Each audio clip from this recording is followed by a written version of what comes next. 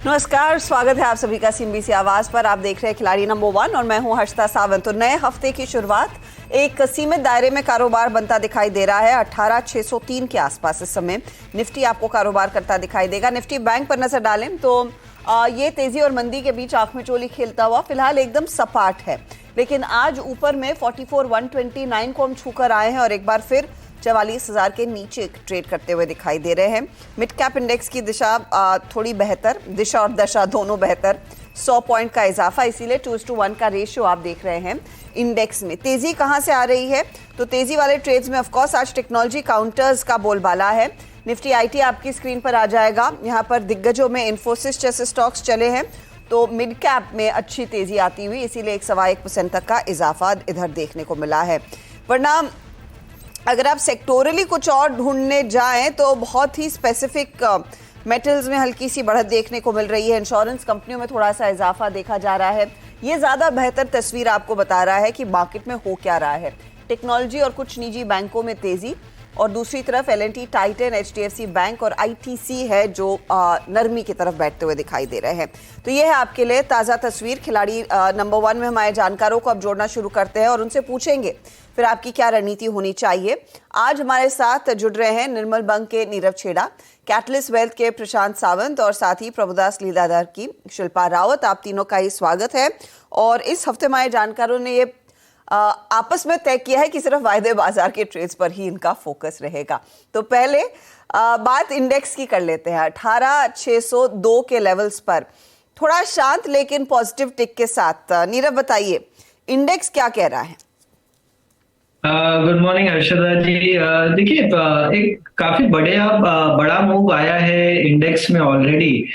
So definitely अब संकेत ऐसे हैं कि थोड़ा टाइम कंसोलिडेशन में इंडेक्स ले सकता है। विक्स भी नीचे आ गया, प्लस होस्ट ऑफ अनाउंसमेंट्स है ये हफ्ते में, including the Fed meet. So definitely एक कंसोलिडेशन जरूरी है और कंसोलिडेशन होगा ऐसा लग रहा है।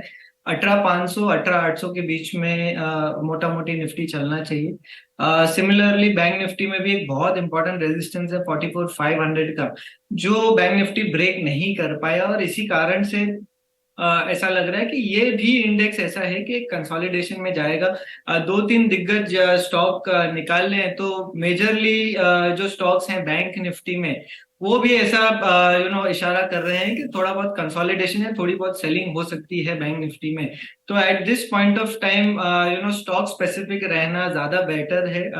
इंडेक्स में विज शायद इतना प्रॉफिटेबल ट्रेडिंग ना हो पाए, तो आप स्टॉक्स पे ध्यान दें। मिड कैप्स भी काफी बढ़िया चल रहे हैं और एफएनओ के कुछ स्टॉक्स भी काफी बढ़िया चल रहे हैं, तो उन स्टॉक्स में आप ध्यान दें और उसमें ट्रेडिंग करें। स्टॉक स्पेसिफिक्स पर फोकस रहे। प्रशांत, आपकी भी सलाह यही रहेगी? इंडेक्स में ज्यादा कुछ है नहीं? अच्छा जी, गुड मॉर्निंग पैनल एंड सभी दर्शकों को नमस्कार। डेफिनेटली मुझे लग रहा है कि मैं इनफैक्ट इस हफ्ते निफ्टी फ्यूचर्स में जो करीबन अगर मैं अब देखूं वो ऑलमोस्ट 18,675 पे चल रहे हैं, तो मैं इस हफ्ते जब भी इस महीने में 18,550 540 इस जोन तक एक डिप के लिए वेट करूंगा, और वो डिप जब मिल जाए तो मैं डेफिनेटली एक 100 पॉइंट स्टॉप लॉस से लॉन्ग इनिशिएट करूंगा।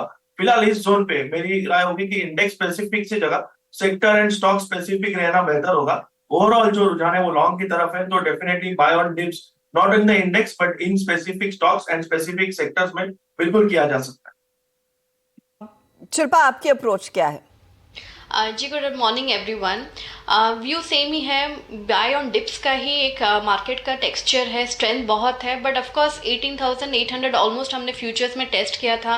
उसके बाद वी वर ऑलवेज रेडी कि हम लोग 18,600 से 500 के बीच में एक डिप देखेंगे, which is only a buying trading range, जहाँ पे हमको बाय ही करना है, because then again will move towards 19,000 and above zones. तो बाय ऑन डिप्स का स्ट्रैटेजी इज व्हाट सबको यहाँ पे फॉलो करना चाहिए। बाय ऑन डिप्स की रणनीति पर फोकस करें उसमें भी, और ऑफ कोर्स स्टॉक स्पेसिफिकली आपको मौके तो मिलेंगे ही। चलिए एक एक करके आप ट्रेड्स लेना शुरू करते हैं। तो ओपनिंग ट्रेड के लिहाज से शिल्पा, आप क्या इंट्रोड्यूस करेंगी? मेरा पहला बाय रहेगा LTTS में आज, क्योंकि आईटी में बहुत ज़्यादा स्ट्रेंथ है और specifically in mid cap ITs. तो LTTS अभी ट्रेड कर रहा है अराउंड 3850, तो यहाँ पे बाय स्टॉप लॉस आपको 3800 का लगाना है एंड टारगेट्स ऑफ 3960 to 4000। 3960 पहला टारगेट लेते हैं, फिर आगे 4000 के लेवल्स भी देखने को मिलेंगे। तो LTTS ये है फिलहाल आपके लिए। L&T टेक्नोलॉजी सर्विसेज तेजी वाला ट्रेड 3960 के लिए एक मौका इस समय आपने पिक किया है। प्रशांत, आपका ओपनिंग ट्रेड? अच्छा, मेरा फर्स्ट पिक होगा DLF, करीबन 488 के आसपास चल रहा है, 488 के करीब। मेरा स्टॉप लॉस होगा यहाँ पे 475, 475। टारगेट जो मैं देख रहा हूँ होगा 520, 520 के आसपास। 520 का आप कह रहे हैं स्टॉप लॉस? नहीं, 520 का टारगेट, सॉरी, और 450 का आप लगा रहे हैं stop loss. Correct, I got that. तो 520 के लिए एक मौका DLF में तेजी करके चले। 475 के आसपास का स्टॉप लॉस बनता है इस पर्टिकुलर ट्रेड में, और ये 488 के आसपास ट्रेड कर रहा है। तो मोमेंटम स्टॉक में देखने को मिला है, तेजी वाला एक मौका फिर ढूंढा है। नीरव, आपका ओपनिंग ट्रेड? देखिए, पहला मेरा ट्रेड होगा मदरसन पे। ये स्टॉक में एक double bottom kind of a formation बन रहा है, उसका कंफर्मेशन आना बाकी है, मगर आई फील कि कंफर्मेशन ये हफ्ते में दे देगा। जो हिसाब से उसमें बाइंग हुई है नीचे में और शॉर्ट्स कवर हुए हैं, आई बिलीव ये स्टॉक में काफी बढ़िया बाइंग आगे जाके होगी। तो 80 to 30 के पास में है, इसे बाय करें। 77 का स्टॉप लॉस लगाएं। There is a good chance कि 95 से 100 तक ये स्टॉक आ सकता है, पॉसिबल है कि यही हफ्ते में आ सकता है। तो 100 का टारगेट लेके चलिए। टारगेट आप लेकर चलेंगे संवर्धन मदरसन में 77 का स्टॉप लॉस। और खूबी देखिए, पिछले 3 हफ्तों में हमने या तो संवर्धन मदरसन को इस शो में जुड़ते देखा या फिर मदरसन वायरिंग। तो इस ग्रुप में दरअसल थोड़ा बहुत एक्शन देखने को मिल रहा है और उसी के साथ बने रहेंगे हमारे जानकार। इस हफ्ते भी संवर्धन मदरसन नीरव ने पिक किया है। नीरव, फिर लगे हाथ आपका दूसरा ट्रेड भी दीजिए। तो देखिए, दूसरा ट्रेड में मैं BPCL जोड़ना चाहूंगा। ये स्टॉक में काफी बढ़िया कंसोलिडेशन, इनफैक्ट सेलिंग हो चुका है 1.5-2 साल का। उसके बाद स्टॉक ने करीब करीब 300, 330, 340 के बीच में काफी बढ़िया कंसोलिडेशन किया, ब्रेकआउट दिया। ब्रेकआउट के बाद अब वापस 2-3 हफ्तों से कंसोलिडेट कर रहा है, बट आई बिलीव ये स्टॉक अब रेडी है नए जोन में जाने के लिए। जो ओपन इंटरेस्ट प्रोफाइल है काफी पॉजिटिव है ये स्टॉक के लिए, और हम देख रहे हैं कि PSU स्टॉक्स में काफी अच्छी बाइंग भी आ रही है। सो आई बिलीव कि ये स्टॉक में अभी अच्छी बाइंग आनी चाहिए, and there is a good chance कि 400 तक जा सकता है। तो 400 के टारगेट के लिए आप खरीदारी कर सकते हैं। 365 के पास में चल रहा है, 355 का आप स्टॉप लॉस लगाएं। 355 का स्टॉप लॉस। BPCL में तेजी 400 तक के लेवल्स। और देखिए, BPCL, HPCL, इन सब में तेजी की जो वजह है कि सरकार शायद इस तरह के इशारे कर रही है कि ऑयल मार्केटिंग कंपनियां थोड़ा सा प्राइस कट करे। वैसे इन कंपनियों के लिए वो फेवरेबल नहीं रहेगा, लेकिन पिछले हफ्ते के बाद इस बार फिर नई जान, नई ऊर्जा आती हुई दिखाई दे रही है और कच्चे तेल में भी थोड़ा सा एक्शन बनता हुआ दिखाई दे रहा है। तो खबरें काफ़ी ज़्यादा आ रही हैं सेक्टर में, तो ये रेडार पर होना चाहिए। चलिए वापस शिल्पा की तरफ जाते हैं। शिल्पा, आपका दूसरा ट्रेड क्या रहेगा L&T टेक सर्विसेज के साथ? मेरा दूसरा रहेगा बाय इन PVR आइनॉक्स में हम लोग देखेंगे तो 1400 पे बहुत एक्टिव पुट राइटिंग है, एंड अभी फ्यूचर्स ट्रेड कर अराउंड 1435, 37। तो यहाँ पे बाय करना है। आपका स्टॉप लॉस 1400 का रहेगा। Targets towards 1480 to 1530 zones. 1480 to 1530 के लिए तो मैं 1480 पहला टारगेट ले लूँ क्या? जी, ओके। तो 1480 के टारगेट के लिए एक मौका तेजी वाला, और 1400 स्टॉप लॉस के तौर पर काम करेगा। PVR में भी आज सुबह से ही हमने देखा है काफ़ी ज़्यादा ट्रेड्स मेंशन किए गए। PVR के लिए एक तो चीज़ है कि पिछले 2 हफ्तों से जो फिल्में आ रही हैं उनका परफॉर्मेंस डिसेंट है। इस हफ्ते फिर एक बड़ी हिंदी फिल्म, एक बड़ी अंतर्राष्ट्रीय फिल्म DC यूनिवर्स की आती हुई दिखाई देगी, और वो होपफुली कुछ बज़ क्रिएट करेगी एटलीस्ट सिनेमा घरों में। देखते हैं उसका कितना फायदा स्टॉक मार्केट में बनता हुआ दिखाई देगा। तो PVR पर एक बाय कॉल। प्रशांत, DLF के बाद आपका अगला ट्रेड? तो हर्षा, मेटल सेक्टर में जाना चाहूंगा। जिंदल स्टील 527 पे है। मेरा स्टॉप लॉस होगा 515, 515, और जो टारगेट मैं देख रहा हूँ करीबन 545 से लेके 550 तक के देख रहा हूँ।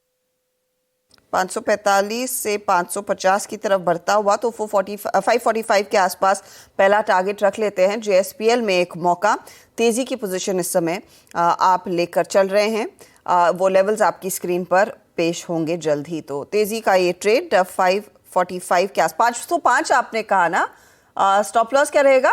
515 515 के आसपास का स्टॉप लॉस लगाकर रखें। तो ये फिलहाल आपकी ट्रेड्स हैं। चलिए इसी मोड पर एक ब्रेक ले लेते हैं, फिर तीसरा ट्रेड लेकर आएंगे और ऑफ कोर्स हमारे जानकारों ने जो 3 ट्रेड्स आइडेंटिफाई किए हैं उसका एक रिकैप और कौन सा ट्रेड कितना योगदान दे रहा है उसका भी जायजा ब्रेक के बाद।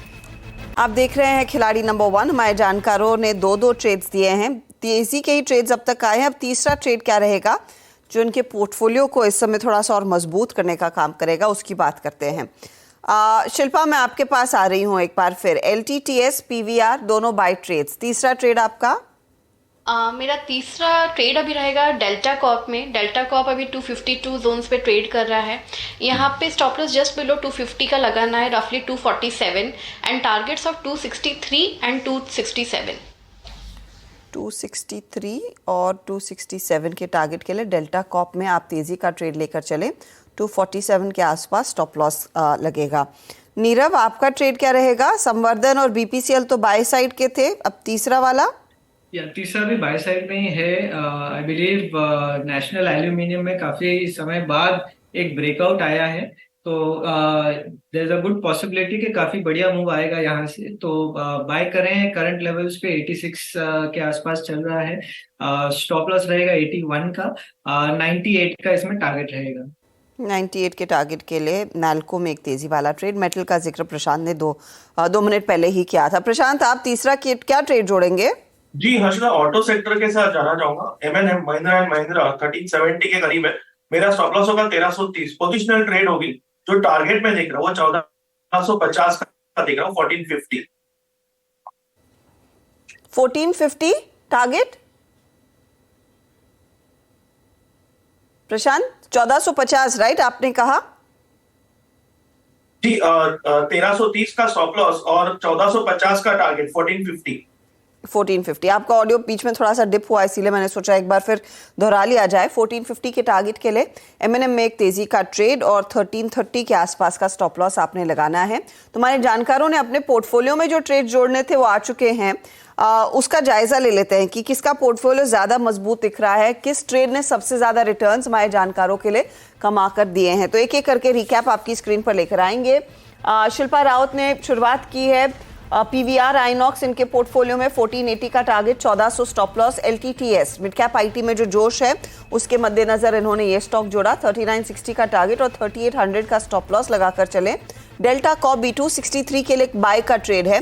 247 के लिए स्टॉप लॉस आप जरूर रखें। अब रिटर्न्स PVR 0.35% जोड़ रहा है, डेल्टा इनको 0.56% जोड़कर दे रहा है एंड 0.13% के रिटर्न्स L&T टेक सर्विसेज की तरफ से बनते हुए लेकर आते हैं हमारे बाकी के पोर्टफोलियो भी। नीरव और प्रशांत ने जो ट्रेड्स दिए हैं वो आपकी स्क्रीन पर एक एक करके लेकर आएंगे। बताइएगा जो भी अपडेटेड है वो स्क्रीन पर आप प्लीज डालिए डायरेक्टर साहब। अच्छा, कुछ तकनीकी दिक्कत हो रही है तो वो ट्रेड्स आपको दिखाएंगे। तब तक एक ग्लेनमार्क लाइफ साइंसेस का स्टॉक आपकी स्क्रीन पर मैं लेकर आना चाहती हूँ। इस स्टॉक में करीब 4% तक की तेजी बनती दिखाई दी। आज मिड कैप फार्मा में हमने देखा है कुछ इंटरेस्टिंग ट्रेड्स बने हैं, वो एक्सपोर्ट डेटा के साथ जुड़े हुए, लेकिन ग्लेनमार्क फार्मा एक्सपोर्ट डेटा वाला ट्रेड नहीं है। ग्लेनमार्क लाइफ में जो तेजी आई है वो दरअसल एक अखबार में ये रिपोर्ट आई कि ग्लेनमार्क का जो API बिजनेस है जो ग्लेनमार्क लाइफ साइंसेस के तहत आता है उसमें दरअसल कुछ इंटरेस्टेड पार्टीज हिस्सा ले सकते हैं।